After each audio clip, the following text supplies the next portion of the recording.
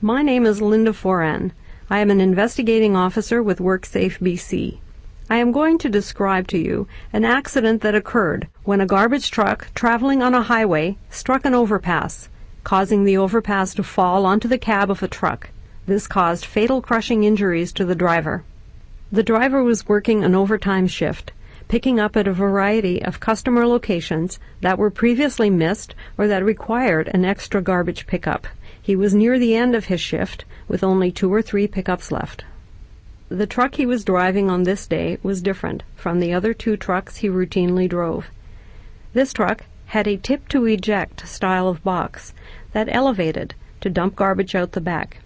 The control panel in the cab for the garbage-related functions had a tip switch to raise the box. The trucks he drove on his regular routes had a fixed box that used an internal blade to push and eject garbage.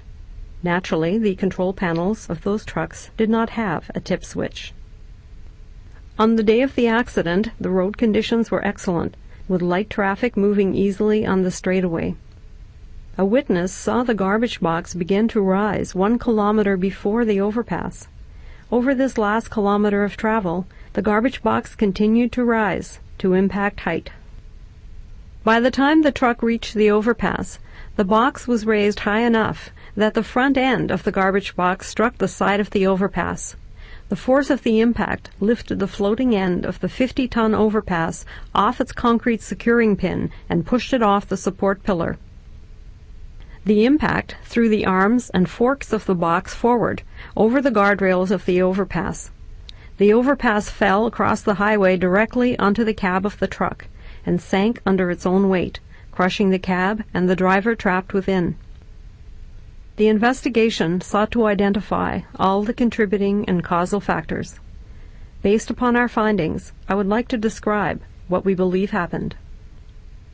Top-loading garbage trucks, like the truck in this incident, have a top door through which garbage is dumped in.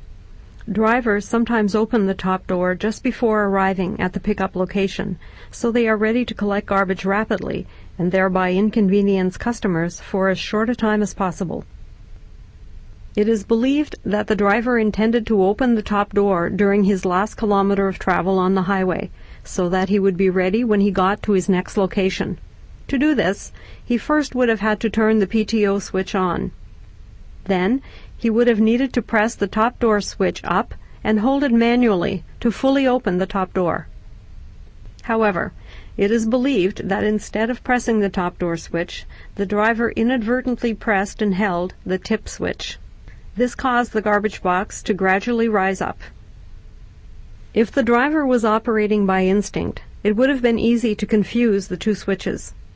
The driver regularly drove 2 different trucks, neither of which had a tip switch. Yet, as you can see, the position of the top door switch on one of his regular trucks is identical in position to the tip switch on the truck in this incident. Both switches looked, felt, and functioned the same way.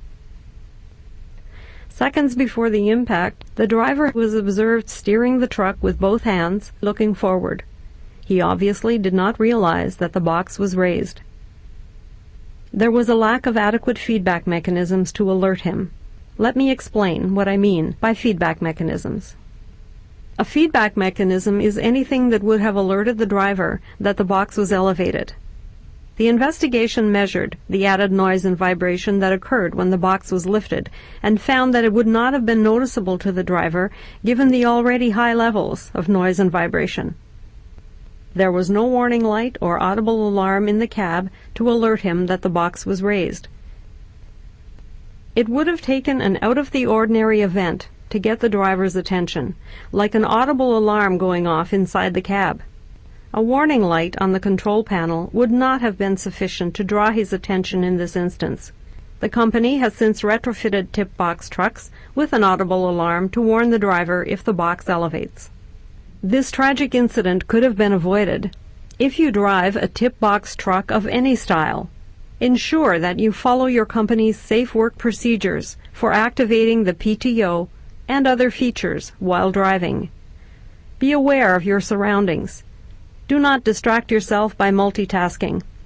If you drive different trucks that have inconsistent control panels for similar functions, pay particular attention when activating controls.